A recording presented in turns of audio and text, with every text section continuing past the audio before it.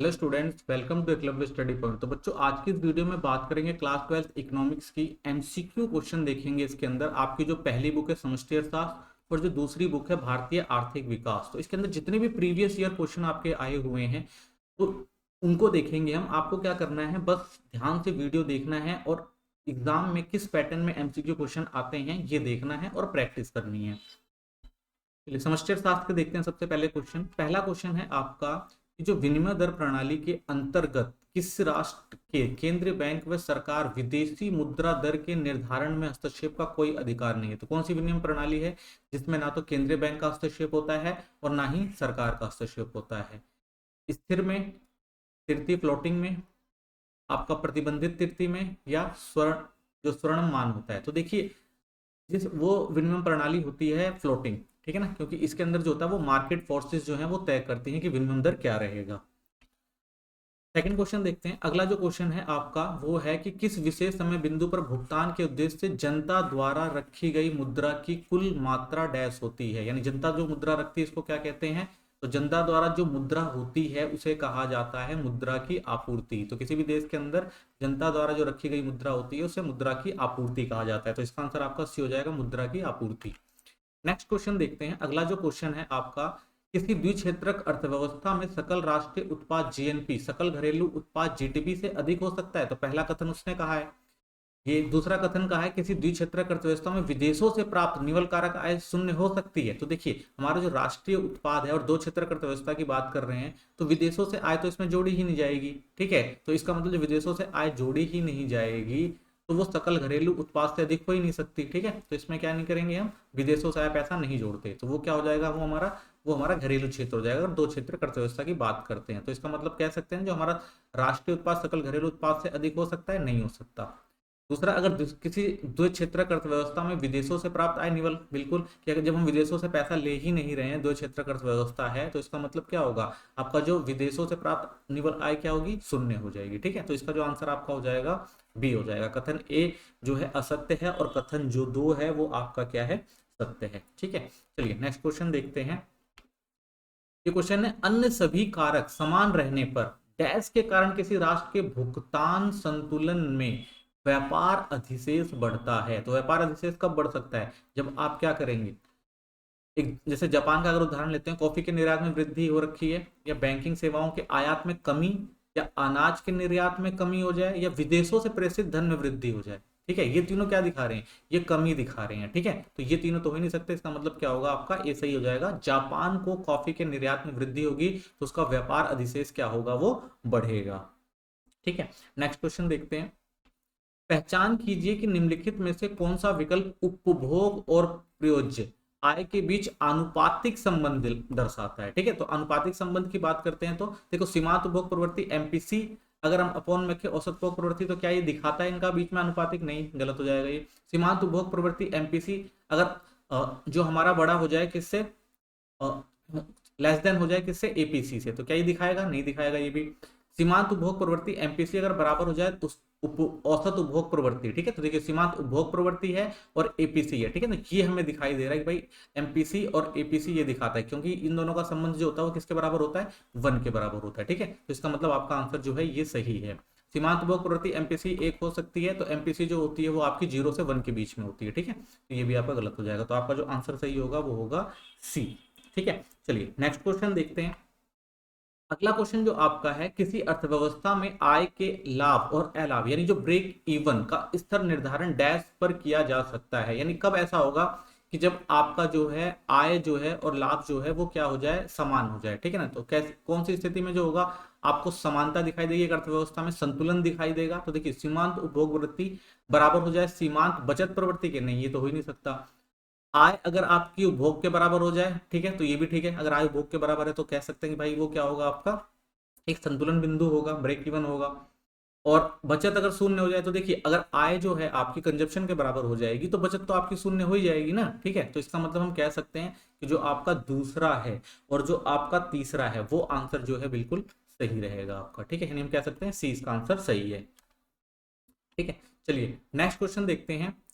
भुगतान संतुलन का डैश खाता विश्व ठीक है ना, रेस्ट ऑफ वर्ल्ड जिसे कहते हैं, पर वित्तीय दावों में निवल परिवर्तन को दर्शाता है। ठीक है ना, तो वित्तीय खाते की बात कर रहे हैं, तो वित्तीय खाता जो होता है आपका, जो भुगतान संतुलन में, वो किससे बनता है, वो पूंजी से बनता है। ठीक है, तो इसका आंसर पूंजी हो जाएगा।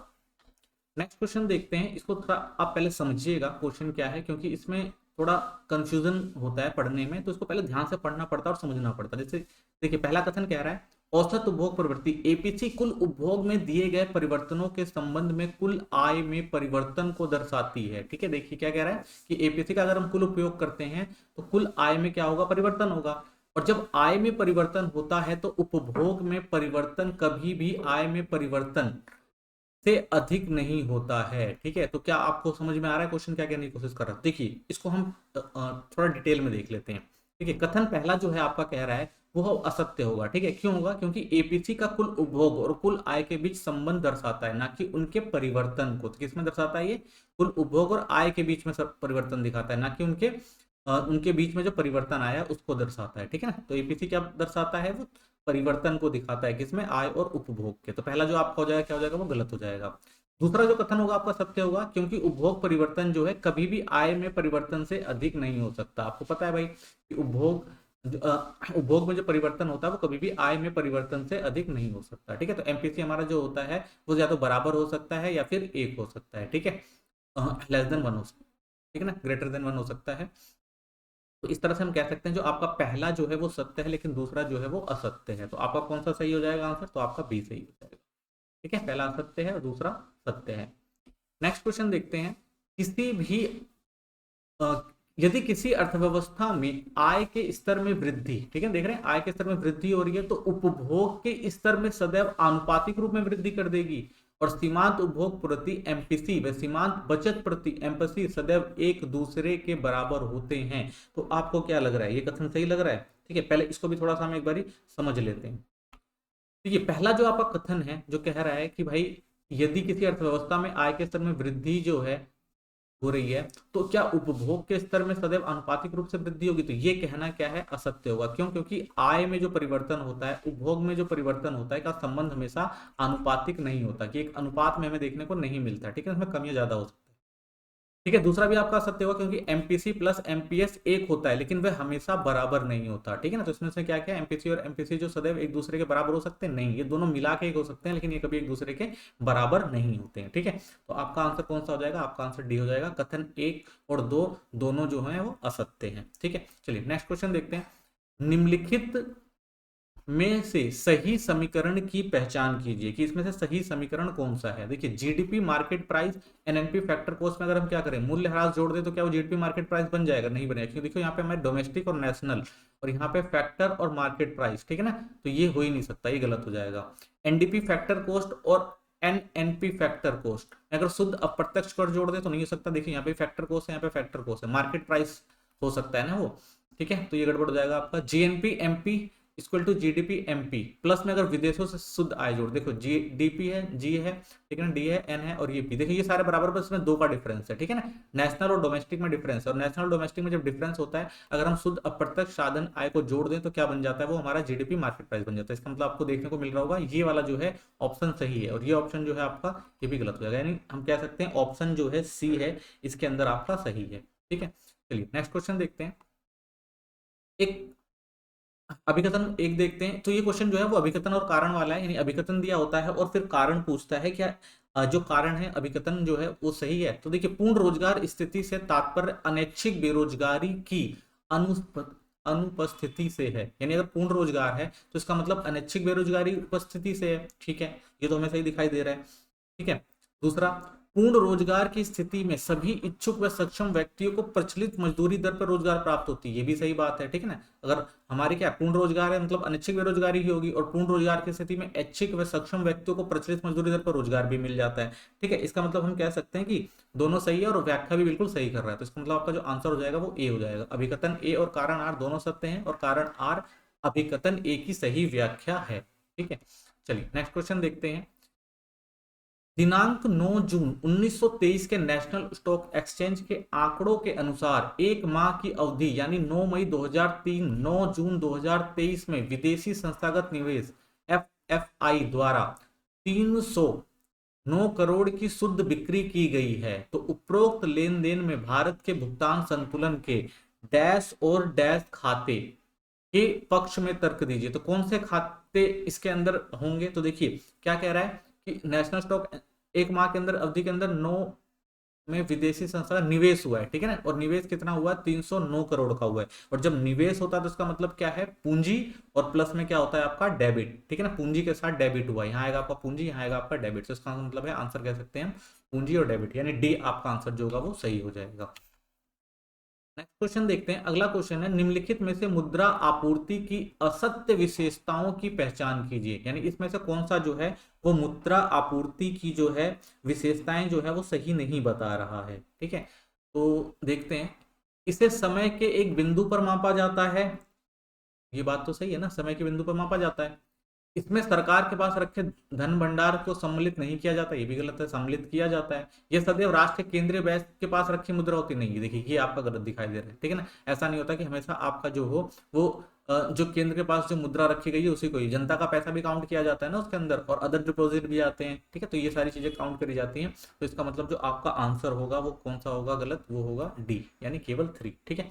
चलिए नेक्स्ट क्वेश्चन देखते हैं। अगला क्वेश्चन है, किन्स के अनुसार, ठीक है ना, तो किन्स ने जो बताया है उसके अनुसार घरेलू क्षेत्र द्वारा किया गया कुल उपभोग व डैश का संयोजन होता है, ठीक है ना। यानी जो एक घरेलू क्षेत्र है और उसके अंदर जो भी उपभोग व्यय होता है वो किसके अंदर आता है? तो आपको पता है वो आता है आपका स्वैत उपभोग और प्रेरित उपभोग, ठीक है ना। क्योंकि जो किन्स कहते हैं वो यही तो कहते हैं स्वत उपभोग होगा तभी तो, क्या अगर आपके पास पैसा नहीं है तो आप क्या करेंगे? कंजप्शन से तो उसको खर्च करेंगे ना, सेविंग से ही तो खर्च करेंगे। तो स्वत उपभोग जो होता है वो प्रेरित उपभोग होता है। तो ये किसने कहा था आपको? किन्स ने कहा था, ठीक है। तो आपका हो जाएगा डी। नेक्स्ट, भुगतान संतुलन बीओपी में अधिशेष का तात्पर्य क्या होता है? यानी जब हम भुगतान संतुलन की बात करते हैं तो उसमें स्वत जो आपका अधिशेष का तात्पर्य डैश से की अधिकतमता होती है। अच्छा, भुगतान संतुलन में जो है वीओपी जो अधिशेष होता है वो क्या दिखाता है? तो वो आपको दिखाता है कि भाई जो स्वैत प्राप्तियों पर स्वैत भुगतान दिखाता है, या आपको स्वैत प्राप्तियों पर चालू खाता भुगतान दिखाता है, या सी पूंजी खाता भुगतान पर पूंजी खाता प्राप्तियों को दिखाता है, या स्वैत भुगतान पर स्वैत प्राप्तियां दिखाता है, ठीक है। यानी हम जो स्वयं भुगतान करते हैं और स्वैत जो प्राप्तियां होती हैं उसको काउंट किया जाता है किसके अंदर? भुगतान अधिशेष के अंदर, ठीक है। तो आपको ये याद रखना है, जो हम स्वयं भुगतान करते हैं और जो हमारे पास स्वयं प्राप्तियां होती हैं वो हमारे बीओपी में क्या करी जाती हैं? वो काउंट करी जाती हैं, ठीक है। तो इसका आंसर जो आपका हो जाएगा वो डी हो जाएगा। नेक्स्ट क्वेश्चन देखते हैं, निम्नलिखित कथनों को ध्यानपूर्वक अध्ययन कीजिए। तो देखिए इसमें भी कथन 1 और 2 दे रखा है और उसमें हमें आंसर निकालना है कौन सा सही है या दोनों सही है। उपभोग फलन उपभोग व बचत के बीच संबंध का वर्णन करता है, ठीक है। पहला तो ये कह रहा है। दूसरा, उपभोग फलन, जो आपका उपभोग फलन है उसके दो घटक होते हैं, स्वैत उपभोग और प्रेरित उपभोग, ठीक है। तो आपको क्या लगता है? तो देखिए अगर हम बात करें, जो उपभोग फलन उपभोग व बचत के बीच संबंध नहीं दिखाता ना, जो उपभोग फलन होता है वो किसके बीच संबंध दिखाता है? वो आय के बीच संबंध दिखाता है, ठीक है। तो इसका मतलब पहला जो होगा आपका गलत हो जाएगा। हाँ, उपभोग फलन के दो जो होते हैं वो होते हैं स्वैत उपभोग भी होता है और प्रेरित उपभोग भी होता है। तो इसका मतलब हम कह सकते हैं जो आपका पहला कथन है वो क्या है? गलत है, और दूसरा जो है आपका कथन वो सही है। तो इसका आंसर क्या हो जाएगा? आपका बी आंसर हो जाएगा।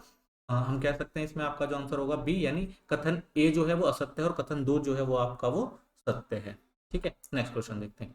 पहचानिए निम्नलिखित में से कौन सा स्थिर विनिमय दर प्रणाली का एक लाभ नहीं है, ठीक है। तो कौन सा हो सकता है इसके अंदर? अगर हम देखें तो विनिमय दर में स्थिरता सुनिश्चित करना, ठीक है, ये गलत लग रहा है। विदेशी मुद्रा के अल्प या अधिक मूल्यन की संभावना, विदेशी मुद्रा बाजार में सट्टेबाजी पर रोक लगाना, ठीक है, और समष्टि अर्थशास्त्र नीतियों का समन्वय सुविधाजनक हो सकता है। तो विनिमय दर प्रणाली किसको दिखा रही है? तो आपकी विनिमय दर प्रणाली जो दिखाई दे रही है वो दिखा रही है विदेशी मुद्रा के अल्प और अधिमूल्यन की संभावना को, ठीक है। तो आपका आंसर जो हो जाएगा वो आंसर हो जाएगा बी, ठीक है। चलिए नेक्स्ट क्वेश्चन देखते हैं। पहचान कीजिए कि निम्नलिखित में से कौन भारत के भुगतान संतुलन के पूंजी खाते में डेबिट पक्ष में दर्शाया गया है। यानी कौन सा जो है इसके अंदर जो भुगतान संतुलन में जो है वो डेबिट पक्ष दिखाई देता है, ठीक है ना। डेबिट का मतलब क्या होता है कि जो विदेशों से आई संपत्ति होती है, ठीक है, या निवेश जो होता है वो होता है। तो देखिए पहले देख लेते हैं इनका ऑप्शन क्या है। इंग्लैंड से एक भारतीय द्वारा प्रेषित धनराशि, ठीक है ना, या विदेशों में परिसंपत्ति में भारतीयों द्वारा निवेश हो गया, या सी किसी अमेरिका कंपनी द्वारा किसी भारतीय कंपनी के अंशों का क्रय हो गया, या भारत से मसालों का निर्यात हो गया। ठीक है, तो कौन सा आएगा? अगर हम देखें भारत के भुगतान संतुलन में पूंजी खाते में डेबिट, ठीक है, तो डेबिट में क्या होता है, जो अगर डेबिट का मतलब होता है कि जो हम निवेश कर रहे हैं, ठीक है ना, भारतीय द्वारा जो निवेश किया जाता है वो किसके अंदर आता है, वो डिबेट आपका डिबेट पक्ष के अंदर आएगा। ठीक है, तो इसलिए हम कह सकते हैं विदेशों से, अगर विदेशों में परिसंपत्तियों में भारतीय द्वारा निवेश किया जा रहा है तो वो आपका किसके अंदर आ जाएगा, वो आएगा पूंजीगत खाते के डेबिट पक्ष के अंदर। ठीक है, तो इसका आंसर आपका हो जाएगा बी। नेक्स्ट क्वेश्चन देखते हैं।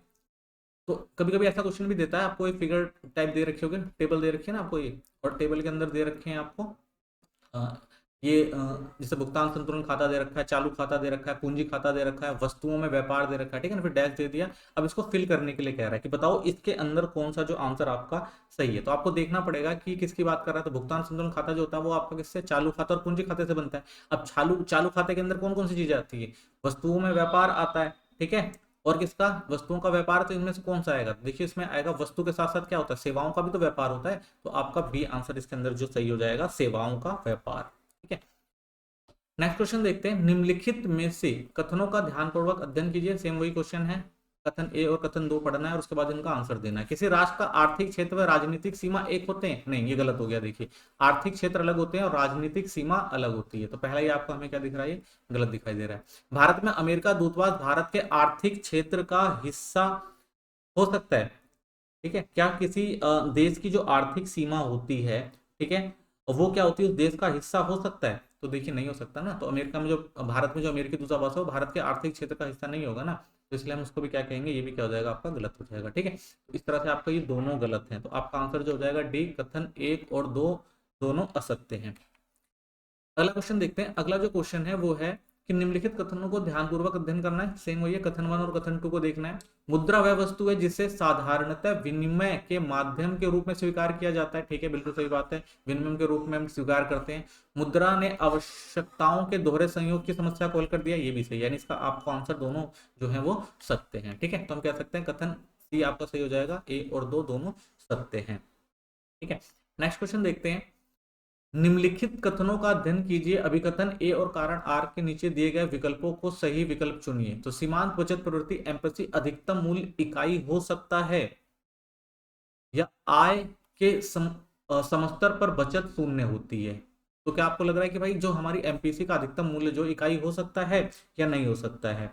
तो देखिए भाई, बिल्कुल सही कह रहा है कि जो हमारा सीमांत बचत प्रवृत्ति है वो अधिकतम मूल्य इकाई हो सकती है, और आय के समांतर स्तर पर बचत भी जो होती है वो शून्य होती है। तो दोनों सही है। ठीक है, तो हम कह सकते हैं कठिन जो आपका इसका आंसर जो हो जाएगा वो आपका आंसर होगा ए और बी दोनों से। लेकिन ये दोनों आपस में मिलते हुए, यानी कथन और अभिकरण एक साथ हमें जो है इसका, इस कथन का ये कारण सही नहीं दिखाई दे रहा है। ठीक है, तो इसका मतलब कह सकते हैं सही तो है दोनों, लेकिन इनका जो व्याख्या जो है वो सही नहीं कर रहा है। ठीक है, तो इसका आंसर जो हो जाएगा आपका बी हो जाएगा।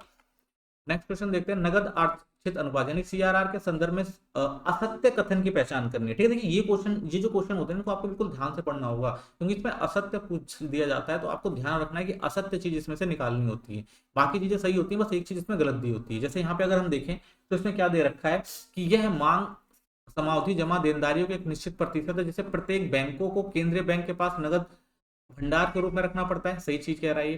क्या केंद्रीय बैंक द्वारा निर्धारित किया जाता है? बिल्कुल सही है, केंद्रीय बैंक ही इसको निर्धारित कर सकता है। ये वाणिज्य बैंकों पर बाध्यकारी नहीं होता, ये देखिए गलत कह रहा है, ये सब पे बाध्यकारी होता है। ये केंद्रीय बैंक द्वारा अर्थव्यवस्था में साख निर्माण को नियंत्रित करने में प्रयुक्त एक उपकरण है, ये बिल्कुल सही है। इसका मतलब हम कह सकते हैं कि जो आप देख रहे हैं इसके अंदर सी है जो, वो गलत आंसर हो जाएगा। ठीक है, तो सी जो है गलत है इसका।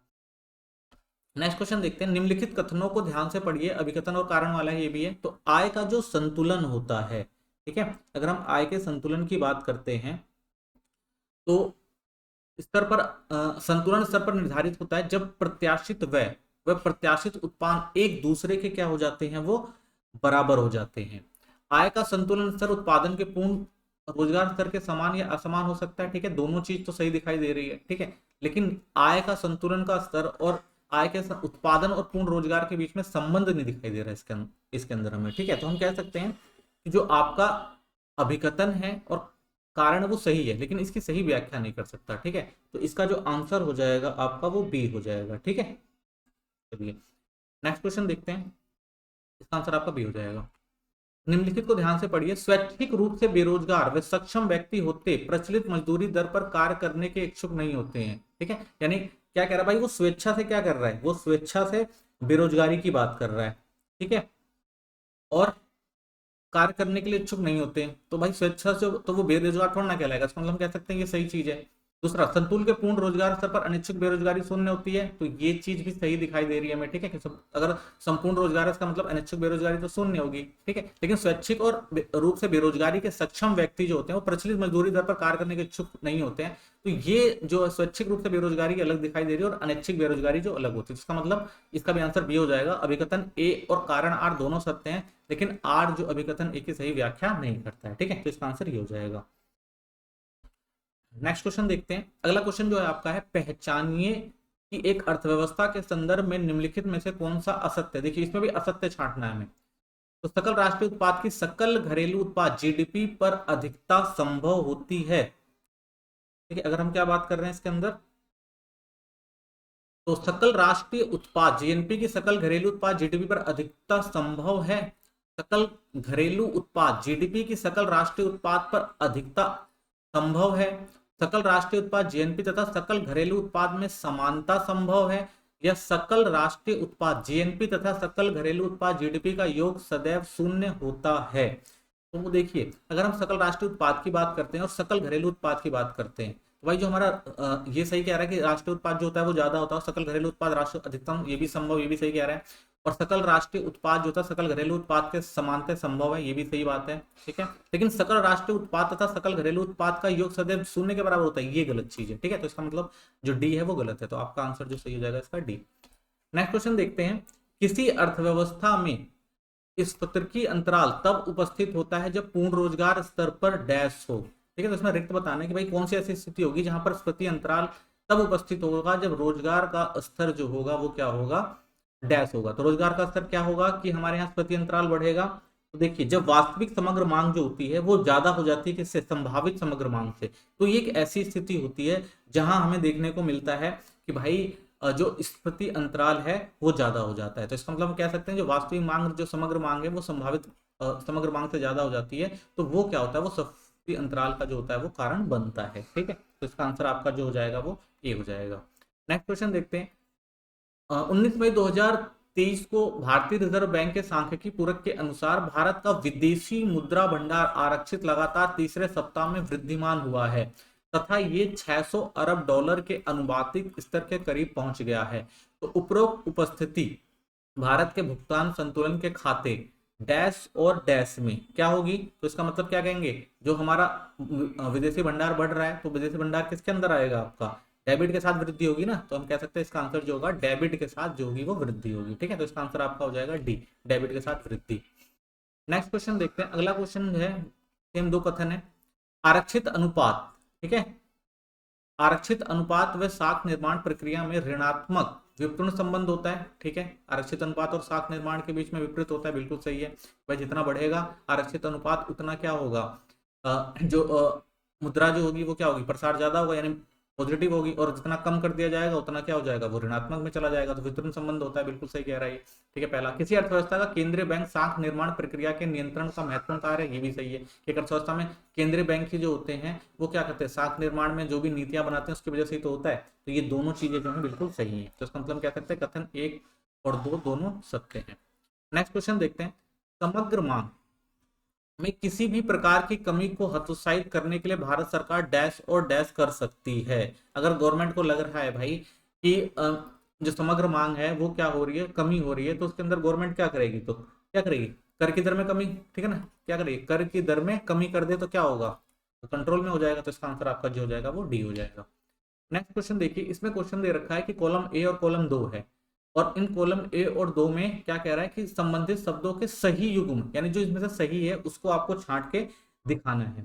तो क्या विदेशों से किसी राष्ट्र की प्रसिद्ध धनराशि समंजन लेन देन होती है, नहीं, ये गलत हो गया।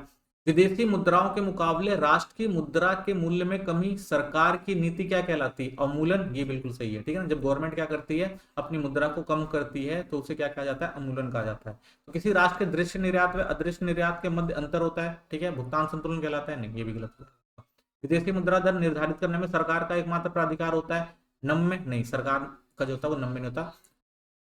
ठीक है, तो ये भी आपका जो है गलत, मतलब आपका आंसर जो था वो कौन सा था, वो 2 सही था। ठीक है, तो 2 का 2 ये आपका सही आंसर है। नेक्स्ट क्वेश्चन देखते हैं। अगला क्वेश्चन है आपका, आय में परिवर्तन के संबंध में उपभोग में परिवर्तन की स्थिर दर से कारण उपभोग वर्ग एक जो होता है वो सीधी रेखा बनाता है। ठीक है, ये बात सही है भाई कि उपभोग क्या होगा, वो सीधा चलता है, कंजप्शन इनकम जब चलती है तो। उपभोग व आय के मध्य परिवर्तन के सीमांत दर को औसत उपभोग प्रवृत्ति एपीसी के रूप में परिभाषित किया जाता है, नहीं, ठीक है ना, एपीसी में परिवर्तित नहीं किया जाएगा, ठीक है ना, क्योंकि वो चेंज इन होता है हमारा, ठीक है ना, तो औसत परिवर्तन आता है ना, तो आय व मध्य परिवर्तन की सीमांत दर को औसत उपभोग प्रवृत्ति होती है ना, तो वो एमपीसी होगा ना कि एपीसी। ठीक है, आपका जो आंसर हो जाएगा वो क्या हो जाएगा, कथन ए सत्य है और कथन 2 जो है आपका वो क्या है, वो असत्य है। ठीक है, चलिए नेक्स्ट क्वेश्चन देखते हैं। निम्नलिखित कथनों को पढ़िए। ठीक है, अभिकथन और कारण वाला है कि भाई अभिकथन देखना और कारण, और उसके बाद बताना है क्या जो अभिकथन है वो कारण सही है। ठीक है, प्रतिकूल व्यापार संतुलन किसी स्थिति में एक राष्ट्र का चालू खाता अधिशेष में हो सकता है। चलो ये तो सही है कि भाई कि अगर प्रतिकूल व्यापार संतुलन, इसका मतलब राष्ट्र का चालू खाता अधिशेष में होगा, बिल्कुल सही है। किसी राष्ट्र की निवल अदृश्य प्राप्तियां निवल दृश्य प्राप्तियों से अधिक हो सकती हैं, तो ये भी बिल्कुल हो सकता है भाई। तो इसका मतलब कह सकते हैं कि दोनों सही है। अगर भाई देखो प्रतिकूल व्यापार संतुलन है तो इसका मतलब क्या होगा, प्राप्ति और निवल दृश्य क्या होंगे, अधिक हो जाएंगे, तो इसका मतलब ये भी सही है, ये भी सही है, और ये जो है इसकी सही व्याख्या क्या कर रहा है, तो इसका मतलब आपका आंसर ए जो होगा वो सही हो जाएगा। ठीक है, चलिए नेक्स्ट क्वेश्चन देखते हैं। भुगतान संतुलन के घाटे का मापन डैश लेन देन में किया जाता है। अगर भुगतान संतुलन में क्या होता है, घाटा होता है, तो लेन देन किस में आता है, तो लेन देन आपका आता है स्वैत में। ठीक है, तो स्वैत इसका आंसर सही हो जाएगा। नेक्स्ट क्वेश्चन देखते हैं। सीमांत बचत प्रवृत्ति एमपीसी डैश फलन का ढलान होती है, तो देखिए सेविंग की बात कर रहा है और सेविंग का मतलब क्या होता है, बचत, तो किसमें आएगा, वो बचत में आएगा। ठीक है, बचत ढलान प्रवृत्ति होती है, इसका आंसर आपका बचत हो जाएगा। नेक्स्ट क्वेश्चन देखते हैं। पहचानने की दर आकृति में छायांकित क्षेत्र, जो आपका ये छायांकित क्षेत्र दिखाई दे रहा है, ये क्या दर्शाता है, तो छायांकित क्षेत्र आपको क्या दिखाएगा, छायांकित क्षेत्र आपको 2 चीजें दिखा रहा है इसके अंदर। ठीक है, 2 चीजें क्या दिखा रहा है, सबसे पहला आपका दिखा रहा है इसके अंदर, जब यहाँ पे ये देखिए ये पॉइंट है, तो इसके अंदर जब इनकम कंजप्शन के बराबर हो जाती है तो बचत क्या हो जाती है, शून्य हो जाती है। ठीक है, ये चीज हो सकती है। और बचत जो ठीक है ना, तो हाँ यहाँ पे वही दिखा रहा है भाई, बचत जो तीसरा जो उपभोग जो होगा वो आय जो होगा, उपभोग हमें दिखाई दे रहा है ज्यादा क्या होगी, आय होगी। ठीक है ना, तो आय उपभोग क्या होगा हमारा, जो आय इसके अंदर ज्यादा दिखाई दे रही है हमारी इसके अंदर। ठीक है, तो हम कह सकते हैं जो इसका आंसर हो जाएगा वो क्या हो जाएगा, वो ठीक है ना, आय हमारी क्या हो रही है, बढ़ती हुई दिखाई दे रही है, तो आय हमारी क्या हो रही है, बढ़ रही है। लेकिन जब बचत जो है इसके अंदर शून्य दिखाई दे रही है। ठीक है, क्योंकि जब इनकम कंजप्शन के बराबर हो जाता है तो बचत जो होती है आपकी क्या हो जाती है, वो शून्य हो जाती है, जिसका मतलब हम कह सकते हैं इसका दूसरा और तीसरा जो है वो सही होगा। ठीक है, तो इसका आंसर जो हो जाएगा आपका बी हो जाएगा। नेक्स्ट क्वेश्चन देखते हैं। निम्नलिखित में से उन सभी कारणों की पहचान करें जो किसी अर्थव्यवस्था में विदेशी मुद्रा की आपूर्ति को प्रभावित कर सकते हैं। तो विदेशी मुद्रा को विदेशी जो अर्थव्यवस्था, विदेशी मुद्रा की आपूर्ति किस तरह से अर्थव्यवस्था को प्रभावित करती है, तो इसके अंदर अगर हम देखें तो इंग्लैंड में एक भारतीय द्वारा क्रय जमीन, ठीक है, इससे होगा नहीं, ये नहीं कह सकते। ताजमहल देखते हैं विदेशी प्रोडक्ट, हाँ ये बिल्कुल सही हो सकता है। माइक्रोसॉफ्ट द्वारा यूएसए डॉलर मिलियन का दान, हाँ ये भी आ सकता है। अध्ययन हेतु ऑस्ट्रेलिया से आने वाला जो भारतीय छात्र, नहीं ये नहीं कर सकता। इसका मतलब हम कह सकते हैं इसका आंसर जो होगा आपका वो होगा ये दूसरा और तीसरा, ये जो सही हो जाएगा आपका। ठीक है, तो इसका आंसर जो आपका होगा वो होगा सी, यानी दूसरा और तीसरा, ये जो क्या करते हैं अर्थव्यवस्था में विदेशी मुद्रा आपूर्ति को क्या करते हैं, वो प्रभावित कर सकते हैं। ठीक है, नेक्स्ट क्वेश्चन। श्री जो हम इसके अंदर सहोत्रा द्वारा एक नए घर के क्रय के लिए बैंक से लिया गया ऋण क्या कहलाएगा। ठीक है ना, सहोत्रा ने क्या किया, एक नए घर के लिए एक बैंक ऋण लिया है, तो वो क्या कहलाएगा, लिए किया ऋण। ठीक है, तो उपरोक्त कथन में मुद्रा के सांकेतिक कार्य की पहचान कीजिए। तो मुद्रा क्या काम कर रहा है, तो मुद्रा विनिमय का माध्यम बना हुआ है, मूल्य का संचय है, खाते की इकाई है, या विलंबित भुगतान के मानक है। ठीक है ना, क्योंकि उसने ऋण लिया है तो ऋण क्या होता है, विलंबित भुगतान होता है, तो इसका आंसर डी हो जाएगा आपका। ठीक है, नेक्स्ट क्वेश्चन। पहचानिए कि निम्नलिखित में से किसे भारत का सामान्य निवासी नहीं माना जाएगा। ठीक है ना, तो सामान्य निवासी नहीं, देखिए इसमें भी नहीं दिया गया है। तो नई दिल्ली में स्थित अमेरिका दूतावास में कार्यरत एक भारतीय नागरिक काउंट होगा। चीन में भारतीय दूतावास में कार्यरत एक भारतीय नागरिक है, काउंट होगा, वो भी हमारा निवासी। शिखर सम्मेलन के लिए कनाडा गए भारतीय राजनयिक, तो भारत का नागरिक है, तो वो भी निवासी में शामिल होगा। न्यूयॉर्क स्थित एक अमेरिकी कंपनी में 1 वर्ष से अधिक अवधि के लिए कार्यरत एक भारतीय, यानी हमने देखा था ना कि जो क्या होता है, एक जिसका इंटरेस्ट होता है कमाने का और खाने का और खर्चा करने का किसी और देश के अंदर, तो वो उसका निवासी बन जाता है। ठीक है, तो हम कह सकते हैं डी वाला जो होगा वो नहीं होगा। ठीक है, चलिए ये हो गया हमारा आंसर। नेक्स्ट क्वेश्चन देखते हैं, एक काल्पनिक अर्थव्यवस्था में यदि संपूर्ण अतिरिक्त आय का उपयोग किया जाता है तो निवेशक गुणांक क्या होगा। ठीक है ना, तो अगर क्या हो रहा है, संपूर्ण अतिरिक्त आय का उपभोग यानी सबका किया जा रहा है, तो निवेश क्या होगा, तो निवेश क्या हो जाएगा आपका, निवेश जो हो जाता है इसमें आपका अनंत हो सकता है। ठीक है, क्योंकि उसमें निवेश जो है वो जीरो से लेकर कुछ भी हो सकता है, आगे तक जा सकता है। ठीक है, तो इसे हम क्या कह देंगे, अनंत कह देंगे। निवेशक का मूल्य क्या होगा, वो अनंत हो सकता है। ठीक है ना, अगर अतिरिक्त आय का उपयोग किया जा रहा है, क्योंकि भाई जितना निवेश होगा उतना ही क्या होगा, उतना ही फायदा होगा। ठीक है, तो हम कह सकते हैं अनंत तक जा सकता है, निवेश तो कहीं तक भी जा सकता है। निवेश का जो अतिरिक्त निवेश होता है वो गुणांक का कई कई कोई भी रूप ले सकता है। ठीक है, नेक्स्ट क्वेश्चन देखते हैं, निम्नलिखित क्वेश्चन को ध्यानपूर्वक पढ़ना है और उसमें भी वही है आपका। ठीक है, कथन एक है और कथन दो है, उनको पढ़ना और समझना कौन सा सही है कौन सा गलत है। तो वास्तविक बचत व वास्तविक निवेश आय के सभी स्तरों पर जो होता है वो बराबर होता है। ये बात तो सही लग रही है ना, क्योंकि वास्तविक बचत जो होती है वास्तविक निवेश आय के सभी स्तरों पर बराबर ही होगी। और प्रभावी मांग सिद्धांत के अनुसार साम्य उत्पादन प्रत्याशित समग्र मांग के बराबर होता है। ठीक है ना, एग्रीड डिमांड जो होती है एग्रीड सप्लाई के बराबर हो जाती है, कि इसने कहा था, तो ये भी सही है। इसका मतलब कह सकते हैं इसका सी सही हो जाएगा, यानी दोनों जो है कथन ए और दो दोनों जो है वो सत्य है। ठीक है, चलिए हम नेक्स्ट बुक देखते हैं, भारतीय आर्थिक विकास। इसके भी देख लेते हैं प्रीवियस ईयर के जो भी इंपॉर्टेंट क्वेश्चन आए हुए हैं और किस तरह से इन क्वेश्चनों को अटेम्प्ट करना है। तो पहला क्वेश्चन आपका इसके अंदर है कि भारत अंग्रेजों ने भारत आयात निर्यात पर एकाधिकारी नियंत्रण बनाए रखा, जबकि कुछ अन्य देशों जैसे की डैश के साथ शेष अनुमति थी। यानी उन्होंने कहा रखा भाई कि एक तो ये था कि वो अपने हिसाब से एक अधिकार रखते थे कि भाई कि हम जो कहेंगे वहीं पर व्यापार होगा, लेकिन साथ में उन्होंने कुछ जगह पे छूटे भी दी थी भाई कि किन किन जगहों से आप व्यापार कर सकते हैं। तो उन्होंने कहा था भाई चीन से कर सकते हो, सिलोन श्रीलंका से कर सकते हो, पर्सिया ईरान से कर सकते हो। ठीक है, तो उसका मतलब इन्होंने इन तीनों क्षेत्रों में छूट दी थी, तो इसका आंसर डी हो जाएगा। नेक्स्ट क्वेश्चन देखते हैं, अगला क्वेश्चन था 1965 में माओ ने डैश का प्रारंभ किया, जिसके अंतर्गत छात्रों और पेशेवरों को ग्रामीण क्षेत्रों में काम करने तथा सीखने के लिए भेजा गया कि भाई आप बाहर जाइए और बाहर जाके अच्छी चीजें सीख के आइए, जिससे हमारे देश को क्या हो सके, फायदा हो सके, और पेशेवर लोग जो हैं वो ग्रामीण क्षेत्र पर अच्छे से काम कर सकें। ठीक है, तो क्या कहा गया था इसे, इसे कहा गया था महान सर्वहारा सांस्कृतिक क्रांति। ठीक है, ये नाम दिया गया था। नेक्स्ट क्वेश्चन देखते हैं, अंग्रेज भारत के आयात निर्यात एकाधिकार नियंत्रण बनाया था, किंतु अन्य देशों के, ये सेम क्वेश्चन हो गया। ठीक है, नेक्स्ट क्वेश्चन देखते हैं, निम्नलिखित में से सही कथन की पहचान करनी है। ठीक है, तो इसमें ये चार ऑप्शन दिए गए, इनमें से हमें सही कथन देखना है कि कौन सा कथन जो है वो सही है। तो स्वतंत्रता के उपरांत भारत ने समाजवादी अर्थव्यवस्था अपनाई, नहीं, भारत ने क्या अपनाई थी, मिश्रित अर्थव्यवस्था। इसका मतलब आपका ए जो होगा वो सही नहीं है। भारतीय आर्थिक नियोजन को पंचवर्षीय योजना के माध्यम से लागू किया गया था, ये सही है, भारत ने नियोजन के तहत पंचवर्षीय योजना लागू करी थी। भारत सरकार द्वारा औद्योगिक क्षेत्र के अंतर्गत भूमि सुधारों को लागू किया गया था, औद्योगिक क्षेत्र में नहीं किया गया था, ये पहले वाले क्षेत्र में था। भारत में सकल उत्पाद में गिरावट के लिए औद्योगिक क्षेत्र में नीतिगत पहल जिम्मेदार थी। ठीक है, तो ये भी गलत कह सकते हैं, क्योंकि ये तो जीडीपी बढ़ाने के लिए काम किए गए थे, तो उसका आंसर जो हो जाएगा वो बी हो जाएगा। 1978 में चीन में प्रारंभ किए गए आर्थिक सुधारों के अंतर्गत विदेशी निवेशकों को आकर्षित करने के लिए डैश की स्थापना करी गई थी। ठीक है ना, तो क्या करा गया था, उन्होंने विशेष आर्थिक क्षेत्र बनाए थे। ठीक है, जहां पे जो बाहरी लोग क्या कर सकते थे, आके इन्वेस्टमेंट कर सकते थे, तो उनको बहुत सारी छूटें दी गई थी। तो इसका आंसर जो हो जाएगा आपका डी हो जाएगा। भारत, चीन व पाकिस्तान में डैश भौगोलिक दृष्टि से सबसे बड़ा राष्ट्र तथा इन तीनों राष्ट्रों में इसका घनत्व भी सबसे ज्यादा है। तो आपको पता है भाई सबसे डैश सबसे घनत्व सबसे अच्छा डैश है। तो भारत, चीन और पाकिस्तान में डैश भौगोलिक दृष्टि से सबसे बड़ा राष्ट्र है, तथा इन तो कौन सा राष्ट्र है जो सबसे बड़ा है और घनत्व कम है, तो चीन। ठीक है ना, चीन का जो है हम देखते हैं भाई सबसे, जब भौगोलिक दृष्टि से देखा जाए तो चीन ही जो है वो क्या है, सबसे बड़ा है। ठीक है, और लेकिन इसका जो राष्ट्र में इसका जो घनत्व है वो सबसे कम है, तो चीन का आंसर हो जाएगा। नेक्स्ट क्वेश्चन देखते हैं, निम्नलिखित को ध्यानपूर्वक, कथन एक और दो हैं। ठीक है, इनको ध्यान से पढ़ना है और समझना है और आंसर देने हैं। औपनिवेशिक सरकार द्वारा भारतीय कृषि का व्यवसायीकरण बलपूर्वक दमनकारी रूप से प्रारंभ किया गया था।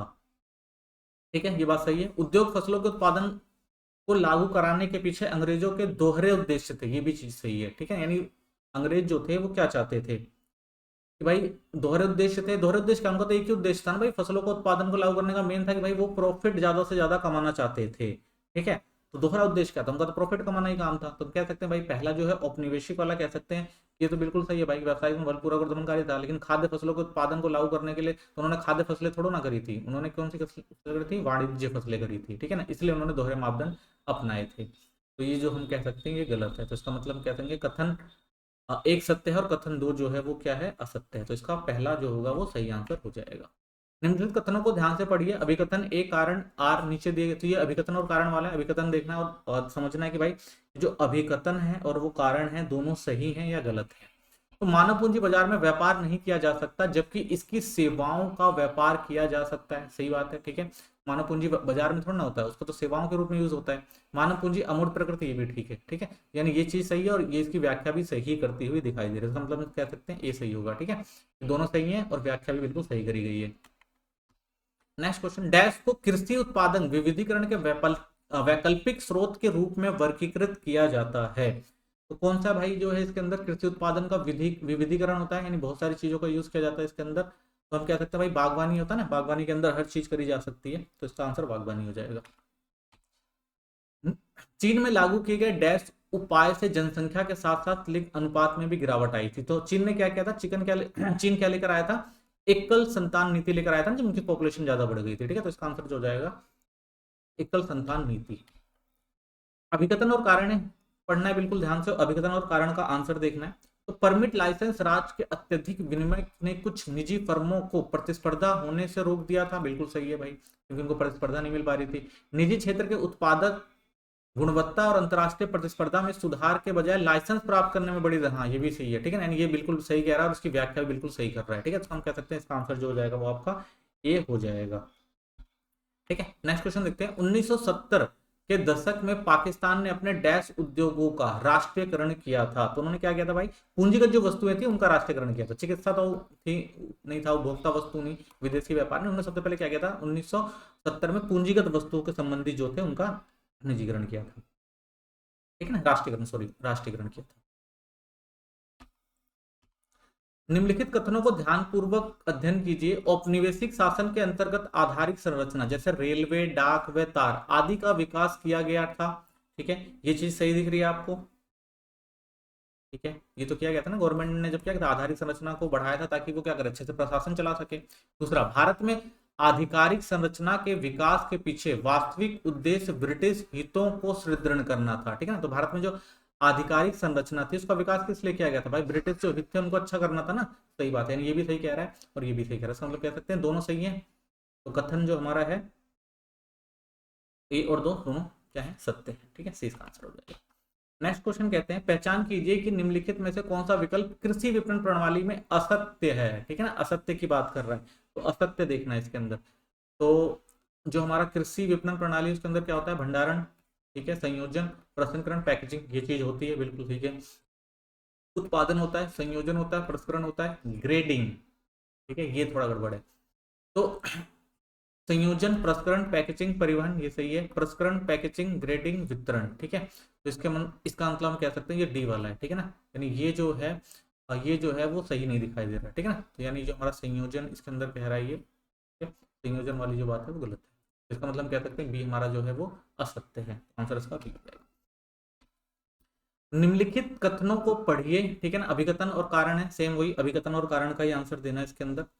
तो पहला अभिकथन क्या कह रहा है, विश्व व्यापार संगठन WTA से यह अपेक्षा की जाती है कि वह सदस्य राष्ट्रों द्वारा लगाए गए एक तरफा तथा मनमाने प्रतिबंधों से बचने के लिए नियम आधारित व्यापारिक व्यवस्था स्थापित करे, ठीक है, बिल्कुल सही कह रहा है। पर्यावरण संरक्षण के साथ साथ विश्व उत्पादन में वृद्धि करना व वैश्विक साधनों को इष्टतम उपयोग सुनिश्चित करना अनिवार्य है, ठीक है, यानी आर भी सही कह रहा है, ठीक है, यानी दोनों सही है। और देखा जाए तो व्याख्या भी एक तरह से सही ही कह रहा है। तो हम कह सकते हैं कि अभिकथन ए और अभिकथन आर जो है वो दोनों ठीक है। तो हम कह सकते हैं इसका आंसर क्या हो जाएगा, ए, ठीक है, आंसर हो गया आपका ए। नेक्स्ट क्वेश्चन, निम्नलिखित को पढ़िए और ये भी अभिकथन और कारण ही है। चीन ने अपने नागरिकों के लिए अतिरिक्त सामाजिक व आर्थिक अवसर उत्पन्न कराने के लिए बाजार तंत्र का उपयोग किया था, ठीक है। और सरकार द्वारा सामाजिक आधारित संरचना के निर्माण में चीन ने विकास संकेतक में सकारात्मक परिणाम दिए थे, ठीक है। तो क्या लग रहा है आपको, सही है। तो देखिए पहले अगर हम बात करें कि नागरिकों के लिए अतिरिक्त सामाजिक और आर्थिक अवसर उत्पन्न करने के लिए बाजार, ये तो किया उसने, ठीक है, क्योंकि ये जरूरी भी था, क्योंकि वो आर्थिक रूप से पिछड़ रहा था। लेकिन सरकार द्वारा सामाजिक आधारित संरचना के निर्माण ने चीन में मानव विकास संकेतकों को सकारात्मक परिणाम दिए थे। ठीक है, क्या ये आपको सही लग रहा है? देखो हैं तो दोनों सही, लेकिन ये इन दोनों का जो मेल नहीं दिख रहा हमें, ठीक है ना, आर्थिक और ये जो सामाजिक आधारित संरचना दिख रही है, ये मेल नहीं कर रही। इसका मतलब हम कह सकते हैं इसका आंसर बी हो जाएगा। अभिकथन ए और आर दोनों सत्य हैं, लेकिन आर अभिकथन ए की सही व्याख्या नहीं करता है, तो इसका आंसर आपका बी हो जाएगा। नेक्स्ट, निम्नलिखित विकल्पों में से विनियमित कृषि बाजार असत्य उद्देश्यों की पहचान कीजिए। कृषकों को उनके उत्पादों का सर्वोत्तम मूल्य दिलाने के लिए विपणन प्रणाली को कुशल व प्रभावी बनाना था। कृषकों के लिए विपणन बुनियादी ढांचों में सुधार को हतोत्साहित करना था। कृषकों को शोषण से रोकना था। कृषकों को उनकी उपज की गुणवत्ता व मात्रा में सुधार करने के लिए हतोत्साहित करना था। ठीक है, ये चार ऑप्शन दे रहे हैं, तो इन चार ऑप्शनों में आप क्या कह सकते हैं, कौन सा असत्य होगा? ठीक है, तो असत्य देखना है। तो असत्य की अगर हम बात करते हैं तो हमें, अगर हम देखें तो हमें लग रहा है दूसरा वाला सबसे पहले, कि कृषकों के लिए विपणन बुनियादी ढांचे में सुधार हतोत्साहित थोड़ा ना करना था, प्रोत्साहित करना था। ये चीज हमें दिखाई दे रही है। और चौथा, कृषकों को उनकी उपज की गुणवत्ता मात्रा में सुधार करने के लिए हतोत्साहित नहीं करना था, बल्कि बढ़ाना था। इसका मतलब हम कह सकते हैं इसका आंसर जो हो जाएगा आपका डी हो जाएगा। ठीक है, दूसरा और चौथा। अगला, भारत और पाकिस्तान में क्रमशः डैश व डैश वर्षों में आर्थिक सुधार किए गए थे। तो आपको पता है भारत ने सुधार जो किया था वो 1991 में किया था, और जो पाकिस्तान ने किया था वो 1988 में किया था शायद, हाँ 88 में किया था, तो 1988 में किया था। तो इसका मतलब इसका आंसर जो हो जाएगा आपका सी हो जाएगा। ठीक है, तो सी इसका आंसर सही है। निम्नलिखित कथनों को अगर ध्यानपूर्वक अध्ययन कीजिए। राष्ट्रीय प्रतिदर्श सर्वेक्षण संगठन एनएसओ ने बेरोजगारी को इस प्रकार परिभाषित किया है कि वह अवस्था है जिसमें व्यक्ति काम के अभाव के कारण बिना काम के रह जाते हैं, लेकिन वे संभावित नियोक्ताओं से काम की तलाश कर रहे हैं। वे काम और परिश्रम की मौजूदा स्थिति के तहत काम करने की इच्छा उपलब्धता व्यक्त करते हैं। ठीक है, पहली चीज ये बोल रहा है। ठीक है, और दूसरी चीज, भारत जैसे उत्पादक आबादी वाले राष्ट्र में प्रचंड बेरोजगारी आमतौर पर बड़ी समस्या है। तो दोनों चीजें, ठीक है ना, यानी जो सर्वेक्षण कह रहा है वो भी सही कह रहा है, और भारत के अंदर जो प्रचंड बेरोजगारी है वो भी क्या है, हमें सही दिखाई दे रही है। इसका मतलब हम क्या कहते हैं दोनों सही है, तो इसका मतलब कथन ए और दो दोनों क्या हो जाएंगे आपके, सत्य हो जाएंगे। तो इसका आंसर आपका हो जाएगा सी। नेक्स्ट क्वेश्चन देखते हैं, पहचानिए किसी निम्नलिखित में से कौन सा G20 का सदस्य राष्ट्र नहीं है। तो इसमें से कौन सा, देखो ब्राजील है, ऑस्ट्रेलिया है, अर्जेंटीना है, तो बांग्लादेश नहीं है। ठीक है, तो इसका आंसर जो हो जाएगा आपका बांग्लादेश हो जाएगा। ठीक है, नेक्स्ट क्वेश्चन देखते हैं, ब्रिटिश शासन के दौरान भारत के विदेशी व्यापार को छोड़कर व्यापार में डैश को छोड़कर कई विशेषताएं रही हैं। तो भारत ने क्या किया है भाई, वस्तु उत्पादन, व्यापार व प्रशुल्क की प्रतिबंधता नीतियां। ठीक है, एक ये चीज हो गई। भारत के निर्यात व आयात पर ब्रिटिश एकाधिकार, भारत से शेष विश्व के लिए मुक्त व्यापार, बड़ा निर्यात क्षेत्र। तो विदेशी व्यापार में भारत ने क्या किया, तो भारत ने सोचा भाई कि व्यापार को बढ़ाया जाए, तो भारत से शेष विश्व के लिए मुक्त व्यापार जो था, ये उसकी विशेषताएं जो थी। ठीक है ना, तो ब्रिटिश शासन के दौरान भारत के विदेशी व्यापार में डैश को छोड़कर कई विशेषताएं थी। तो भाई मुक्त व्यापार जो था शेष विश्व के लिए, जो भारत से मुक्त व्यापार नहीं था। कब भारत ने आजादी के बाद ये सारी चीजें करी ना, उससे पहले तो ब्रिटिशों ने प्रतिबंध लगा रखा था। ठीक है, तो ये सारी चीजें उस टाइम नहीं थी। तो भारत से शेष विश्व के लिए जो व्यापार था ब्रिटिश शासन में, हमें देखने को नहीं मिलता। तो इसका आंसर क्या हो जाएगा आपका, सी हो जाएगा। नेक्स्ट क्वेश्चन देखते हैं। अगला क्वेश्चन जो है आपका, कि डैश के कारण चीन अपनी तीव्र जनसंख्या वृद्धि दर को नियंत्रित करने में सक्षम हुआ था। तो उसने क्या किया था, आपको पता ही, एकल शिशु नीति अपना ली थी ना, जिससे क्या हुआ था, इसने अपनी अपनी जो आबादी थी उसको कंट्रोल में किया था। नेक्स्ट क्वेश्चन, आधुनिकीकरण एक महत्वपूर्ण आर्थिक नियोजन उद्देश्य है जो डैश पर केंद्रित होता है। तो आर्थिक नियोजन के क्या क्या कारण होते हैं, तो देखियो, नवीन उद्योगों को अपनाना, आय व संपत्ति के समान वितरण, सामाजिक दृष्टिकोण में सकारात्मक परिवर्तन लाना। ठीक है, तो देखो, आय संपत्ति का आधुनिकीकरण से समान वितरण तो करते हैं, तो सामाजिक पहल हो गई ना, तो नवीन प्रौद्योगिकी ठीक है और ये भी ठीक है। इसका मतलब हम कह सकते हैं तो आपका आंसर होगा वो सी सही हो जाएगा। ठीक है ना, पहला और तीसरा। नेक्स्ट क्वेश्चन देखते हैं, चीन में वर्तमान तीव्र औद्योगिक विकास की जड़ें 1978 में लागू किए गए आर्थिक सुधारों में खोजी जा सकती हैं, जहां डैश। तो इसमें भी तीन ऑप्शन दे रहा है आपको, और आपको देखना कौन सा सही है। तो प्रारंभ में कृषि, विदेशी व्यापार और निवेश क्षेत्रों में सुधार शुरू किए गए, बिल्कुल किए थे उन्होंने। दोहरे मूल्य निर्धारण की नीति अपनाई गई थी, बिल्कुल सही, दोहरे मूल्य की अपनाई थी। सरकार ने विशेष आर्थिक क्षेत्रों की निधि को रद्द नहीं, ये गलत है, ये भी उन्होंने किया था। तो इसका मतलब कह सकते हैं पहला और दूसरा जो है वो सही है, इसका भी आंसर सी हो जाएगा। नेक्स्ट क्वेश्चन देखते हैं, डैश खेती एक ऐसी प्रणाली जो पारिस्थितिक संतुलन को पुनर्स्थापित करने में, वृद्धि करने में सहायक है। ठीक है, तो इसमें क्या हो जाएगा आपका, जैविक खेती जो होती है ना वो सबसे बढ़िया होती है, तो ये कह सकते हैं जैविक खेती। निम्नलिखित कथनों को ध्यानपूर्वक अध्ययन कीजिए। भारत और पाकिस्तान व चीन भौतिक भौतिक खाद्यान्न समानताओं में तो काफी समानताएं हैं, परंतु उनकी राजनीतिक व्यवस्थाएं बिल्कुल भिन्न हैं। कथन पहला ये कह रहा है, ठीक है।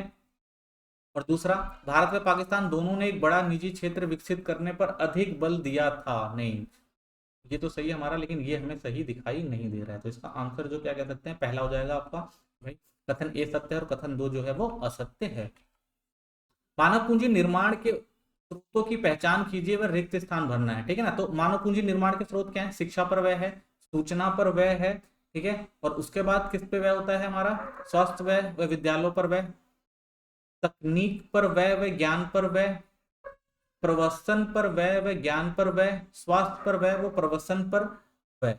ठीक है, तो ये हमारा आ जाएगा, एक तो इसमें आ जाएगा स्वास्थ्य पर व्यय आ जाएगा और आपका प्रवासन पर व्यय। ठीक है, तो ये चीज है, ये जो इंपॉर्टेंट है, मानव पूंजी निर्माण के लिए क्या जरूरी है आपका, ठीक है ना, स्वास्थ्य व प्रवसन। ज्ञान वगैरह तो शिक्षा में ही आ जाते हैं आपके, ठीक है ना, विद्यालय सारे शिक्षा के अंदर ही आ जाते हैं। ठीक है, तो डी हो जाएगा स्वास्थ्य व प्रवसन पर व्यय। नेक्स्ट क्वेश्चन देखते हैं, कॉलम दिया हुआ है आपको, कॉलम ए और दो, और इसमें आपको क्या करना है, मिलान करना है, बताना भाई कौन सा कॉलम सही है और कौन सा गलत है। तो सीमेंट की दुकान का मालिक क्या होगा, अगर वो दुकान चला रहा है तो इसका मतलब क्या होगा, उसके लिए क्या होगी, वो स्वनियोजित हो गई। ठीक है, और निर्माण मजदूर है तो वो क्या होता है, वो आकस्मिक दिहाड़ी मजदूर होता है, और सिविल इंजीनियर क्या होता है, वो नियमित होता है। ठीक है, तो इसका मतलब इसका आंसर क्या हो जाएगा आपका सी। नेक्स्ट क्वेश्चन देखते हैं, आर्थिक सुधारों को लागू करने के उपरांत पाकिस्तान ने डैश कारणों से विकास में मंदी का अनुभव किया, यानी किन कारणों से जो था कि पाकिस्तान में हमें मंदी देखने को मिलती है, तो कौन कौन से कारण थे। कृषि क्षेत्र का अस्थिर प्रदर्शन बिल्कुल सही है, विदेशों से प्रेषण पर अधिक, हाँ विदेशों पर ज्यादा, राजनीतिक अस्थिरता, तो तीनों सही है। ठीक है, हम कह सकते हैं तीनों कारण थे जो पाकिस्तान जो था वो अपना आर्थिक विकास नहीं कर पा रहा था। ठीक है, अभिकथन और कारण वाला नेक्स्ट क्वेश्चन देख लेते हैं, हाल ही के दिनों में भारतीय अर्थव्यवस्था रोजगार विहीन समृद्धि की समस्या का सामना करना पड़ रहा है, बिल्कुल सही चीज है, ये करना पड़ रहा है। रोजगार विहीन समृद्धि से तात्पर्य है एक ऐसी स्थिति जहां एक अर्थव्यवस्था अतिरिक्त रोजगार उत्पन्न किए बिना अधिक वस्तुओं और सेवाओं का उत्पादन करने में सक्षम है। ठीक है, ये भी बिल्कुल सही कह रहा है। ठीक है, यानी दोनों हम क्या कह सकते हैं, सही है, लेकिन क्या ये दोनों रोजगार विहीन समृद्धि और जो हम इसके अंदर कह रहे हैं कि भाई वस्तु और सेवाओं के उत्पादन से ये चीजें सक्षम हो पाई, गलत सही है, नहीं, ये रोजगार अलग हो गया और ये चीज जो हो गई वो अतिरिक्त रोजगार जो है वो अलग हो गया। ठीक है, इसलिए हम कह सकते हैं ए और बी दोनों सही है, लेकिन व्याख्या सही नहीं कर रहा, तो इसका आंसर क्या हो जाएगा, बी हो जाएगा। ठीक है, अगला भी अभिकथन और कारण है, इसको भी देखते हैं ध्यान से। ब्रिटिश शासन के अंतर्गत कृषि क्षेत्र का मुख्य रूप से भारत के क्षेत्रीय विकास का आधार था, ये जरूरी है भाई, क्योंकि देखिए जो कृषि क्षेत्र था उस टाइम भारत का वो मुख्य आधार था, कह सकते हैं हम, तो कह सकते हैं ना भाई, कृषि क्षेत्र जो था वो भारत का मुख्य आधार था, क्योंकि इसी से तो भारत का पूरा जीडीपी चल रही थी। इंग्लैंड में उद्योगों के विकास के लिए ब्रिटिश शासन भारतीय कृषि उत्पादन का अधिकतम लाभ उठाना चाहते थे, ये भी बिल्कुल सही बात कह रही है। ठीक है ना, क्योंकि वो क्या करना चाहते थे, अधिकतम तो उठाना ही चाहते थे, उनका यही मकसद था ना भाई, किसी तरह क्या कर यहाँ के कच्चे माल को ले जाकर तैयार माल बना के और अपना फायदा उठा सके। ठीक है, ये चीज सही है, लेकिन अगर हम दोनों को देखें, क्षेत्रीय विकास और ब्रिटिश का जो विकास है वो अलग चीज हो जाती है ना, तो इसलिए कह सकते हैं कि भाई ये इसकी सही व्याख्या तो नहीं कर रहा है। ठीक है, आंसर तो बिल्कुल सही है लेकिन व्याख्या नहीं कर रहा है, तो इसका मतलब ए और बी दोनों सत्य हैं, लेकिन कारण आर अभिकथन की सही व्याख्या नहीं करता है। नेक्स्ट क्वेश्चन देखते हैं, निम्नलिखित में से कौन सा नियमित कृषि बाजार का उद्देश्य नहीं है। कृषकों के लिए विपणन के बुनियादी ढांचे में सुधार करने के लिए हतोत्साहित करना, तो हतोत्साहित थोड़ा ना करते हैं भाई, प्रोत्साहित किया जाता है विपणन केंद्रों। कृषकों को उनके उत्पादों को सर्वोत्तम मूल्य दिलाने के लिए विपणन प्रणाली के लिए कुशल व प्रभावी बनाना, ठीक है, ये सही है क्योंकि ये काम किए जाते हैं। कृषकों को उनकी उपज की मात्रा गुणवत्ता में सुधार करने के लिए हतोत्साहित नहीं किया जाता, प्रोत्साहित किया जाता है। ठीक है, इसका मतलब हमारा जो दो है, एक और तीन जो है वो हम कह सकते हैं गलत है। ठीक है ना, एक और तीन हमारा यानी ए जो होगा इसका सही आंसर हो जाएगा। निम्नलिखित कथनों को ध्यानपूर्वक पढ़िए, ठीक है, और उसमें भी कथन और कथन टू है, तो इसमें भी देखना है कि कौन सा सही है और कौन सा गलत है। तो कृषि क्षेत्र में समानता को प्रोत्साहित करने के लिए भूमि की अधिकतम सीमा निर्धारण सरकारी नीतियों में से एक नीति थी, सही चीज है। स्वतंत्र उपरांत अवधि में भू सुधारों के परिणाम स्वरूप जमींदारी प्रथा का उन्मूलन हो गया था, ये भी चीज सही कह रहा है, इसका मतलब दोनों जो है वो सत्य है, तो इसका आंसर आपका हो जाएगा सी। ठीक है ना, तो दोनों जो है वो सत्य है। आइए अब नेक्स्ट क्वेश्चन देखते हैं, ये भी अभिकथन और कारण का क्वेश्चन है। इसमें कह रहा है भारत सरकार द्वारा 8 नवंबर 2016 को वस्तु सेवा वस्तु व जो सेवा कर था जीएसटी लागू किया गया था। तो देखिए ये गलत है, यानी 2016 में नहीं बल्कि 2017 में आया था आपका जीएसटी।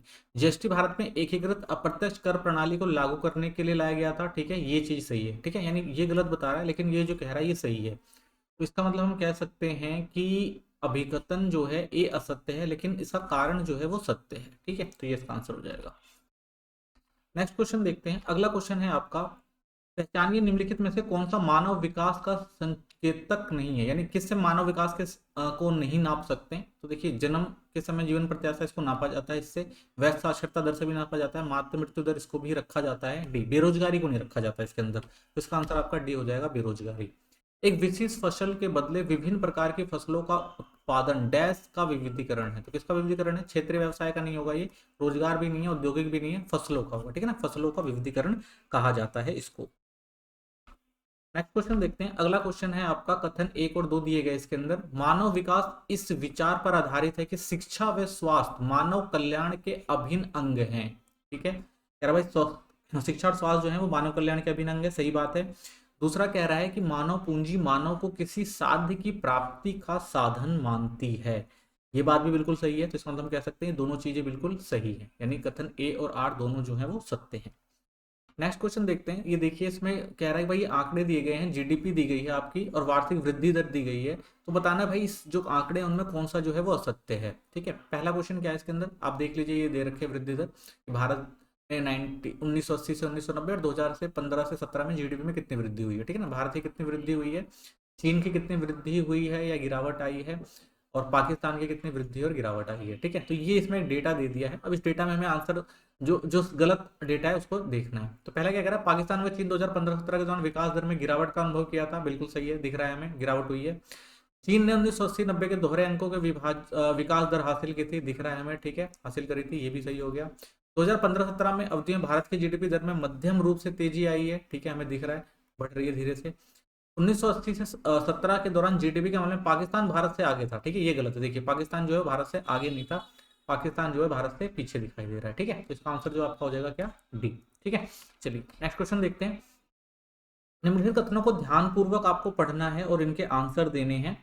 तो पहला है, चीन ने अतिरिक्त सामाजिक व आर्थिक अवसरों की उत्पत्ति के लिए राजनीतिक प्रतिबद्धता हुए बिना बाजार व्यवस्था तंत्र को प्रेरित किया, सही है, बिल्कुल बात है, उनकी आज भी वही सरकार चल रही है लेकिन उन्होंने काफी अच्छा विकास किया हुआ है। भारत पाकिस्तान व चीन की भौतिक खाद्यान्न समानताओं में तो काफी समानता है परंतु इनकी राजनीतिक व्यवस्थाएं बिल्कुल भिन्न है, बिल्कुल सही है, ठीक है, वहाँ वन पार्टी सिस्टम है, भारत के अंदर बहुदलीय व्यवस्था है और पाकिस्तान के अंदर देखने को मिलता है भाई कि कभी जो होता है सैनिक तंत्र आ जाता है, कभी लोकतंत्र आ जाता है, तो असमानता है, ठीक है। तो इसका मतलब हम कह सकते हैं कथन 1 और 2 दोनों जो है वो सत्य हैं, तो इसका आंसर कितना हो जाएगा, क्या हो जाएगा, सी हो जाएगा। अगला क्वेश्चन है, कथन 1 और 2 देख लेते हैं। इसमें भी आकस्मिक दिहाड़ी श्रमिकों के स्थायी आधार पर काम पर रखा जाता है तथा उन्हें सामाजिक सुरक्षा का लाभ भी मिलता है, ठीक है, गलत है, क्योंकि भाई सामाजिक सुरक्षा तो दी नहीं जाती है आकस्मिक दिहाड़ी मजदूरों को। श्रम बल रोजगार प्राप्त तथा रोजगार दोनों व्यक्तियों को सम्मिलित किया जाता है श्रम बल के अंदर, नहीं, ये भी गलत है, तो इसका मतलब कह सकते हैं कि आपके ये दोनों जो है वो गलत है। नेक्स्ट क्वेश्चन देखते हैं। किसी राष्ट्र में डैश संकेतक नागरिक सामाजिक व राजनीतिक निर्णय लेने में जनसांख्यिकी भागीदारी की सीमा के माप के रूप में परिभाषित किया जाता है, तो कौन सी ऐसी चीजें शामिल किया जाता है, आर्थिक, स्वास्थ्य, जनसांख्यिकी या स्वतंत्रता। तो स्वतंत्रता सबसे इंपॉर्टेंट है सामाजिक और राजनीतिक भागीदारी को बढ़ाने के लिए, तो इसका आंसर आपका हो जाएगा स्वतंत्रता। नेक्स्ट क्वेश्चन है, सूक्ष्म यानी जो छोटे स्तर पर जो माइक्रो फाइनेंस की योजना होती है वो डैश ऋण अवस्था के माध्यम से विस्तृत किए जाते हैं, तो कौन करते हैं इनको, तो इनको करते हैं स्वयं सहायता समूह, तो इसका आंसर आपका हो जाएगा स्वयं सहायता समूह। नेक्स्ट क्वेश्चन है आपका, इसमें भी दो कथन दिए हुए हैं, कथन के ऊपर पूछ रहा है क्वेश्चन, बाह्य प्राण वैश्वीकरण प्रक्रिया के महत्वपूर्ण परिणामों में से एक है, बिल्कुल सही है भाई, ये तो हम कह सकते हैं ना कि बाह्य प्राण जो है वो वैश्वीकरण के कारण तो आया ही था, ठीक है ना, और उससे क्या हुआ है, जो विदेशी कंपनियां हैं वो किसी भी देश के अंदर क्या करती हैं, वो रोजगार को बढ़ा देती हैं, ठीक है ना, काम देती है। वैश्वीकरण के कारण कई भारतीय कंपनियों ने निवेश विदेशों में अपने व्यापार में वृद्धि करी, बिल्कुल सही है, ठीक है ना, काफी वृद्धि हुई है, तो ये दोनों जो है वो सत्य हैं, तो कह सकते हैं इसका आंसर क्या होगा, सी होगा।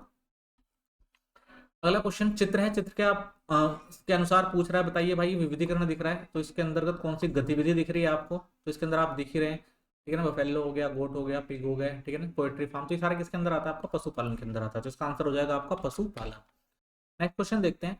स्वतंत्रता उपरांत भारतीय अर्थव्यवस्था के योजना उद्देश्यों के रूप में आधुनिकीकरण के चयन के पीछे तर्क आधार क्या थे, यानी क्यों जो था भारतीय अर्थव्यवस्था का आधुनिकीकरण किया गया, क्या क्या कारण थे। सामाजिक दृष्टिकोण में सकारात्मक परिवर्तन लाना था, ठीक है, कह सकते हैं भाई सामाजिक परिवर्तन तो लेके आना ही था। आयात का आय का समान वितरण था, आधुनिकरण में आय से तो लेना देना नहीं था, रोजगार को बढ़ाना था, ठीक है ना, आधुनिकरण में प्रौद्योगिकी आ जाती है, प्रौद्योगिकी को बढ़ाना था, आर्थिक विभाजन में वृद्धि करनी थी, नहीं ये भी नहीं था, ठीक है, तो इसका मतलब हम कह सकते हैं इसका आंसर जो आपका सी हो जाएगा, फर्स्ट और थर्ड जो है बिल्कुल सही है। नेक्स्ट क्वेश्चन देखते हैं। अगला क्वेश्चन है कि निम्नलिखित कॉलम 1 और 2 घटनाएं हैं, तदनुसार तथ्यों को सही युग्म में चयन करना है, ठीक है ना, यानी कौन सा जो है इसके अंदर सही आपको लग रहा है वो देखना है और बताना है। तो सृजनात्मक परिवर्तन सीमित शहरीकरण होता है, नहीं कह नहीं सकते, ये गलत हो जाएगा। ग्रेट लीप फॉरवर्ड अभियान चीनी वस्तुओं और वैश्विक मांग में वृद्धि थी, नहीं ये अलग चीज था। प्राकृतिक संसाधनों के प्रयोग पर अल्प बल, ठीक है ना, प्राकृतिक संसाधनों के प्रयोग पर अल्प बल और जनसंख्या का अल्प बल घनत्व, ठीक है ये बिल्कुल सही है, दोनों मिलते हैं। 2014 से सकल घरेलू उत्पाद में सुस्ती आई है, अधिक उद्योगीकरण पर लक्षित, नहीं ये गलत हो जाएगा, ठीक है, तो इसका मतलब आप कह सकते हैं कि जो इसका आंसर है आपका सी, ठीक है ना, तो सी का जो आंसर आपका सही है, ठीक है, तो ये आंसर सही है। नेक्स्ट क्वेश्चन अभिकथन और कारण वाला है, तो अभिकथन और कारण देख लेते हैं। ब्रिटिश शासन के दौरान भारत एक मजबूत औद्योगिक आधार विकसित नहीं कर पाया था, बिल्कुल सही बात है ना, उस टाइम क्या था, भारत जो था अच्छा औद्योगिक विस्तार नहीं कर पा रहा था क्योंकि नीतियां ही ऐसी थी। अंग्रेजों ने प्रतिबंधात्मक व्यापार नीतियों का पालन किया था, जिससे भारतीय हस्तशिल्प शिल्प उद्योगों को मजबूती मिली, गलत है, ठीक है ना, तो हस्तशिल्प हमारी जो हस्तशिल्प कला थी उसको तो अंग्रेजों ने क्या किया, तबाह कर दिया था, खत्म कर दिया था, ये कह सकते हैं गलत है, तो इसका मतलब कह सकते हैं अभिकथन जो ए है वो सत्य है, लेकिन कारण आर जो है वो असत्य है, ठीक है, तो ये हमारा जो हो गया आंसर हो जाएगा इसका, ठीक है। थैंक्स फॉर वॉचिंग, मिलते हैं फिर नेक्स्ट वीडियो में, धन्यवाद। चैनल को सब्सक्राइब कर दीजिए और लाइक कर दीजिए।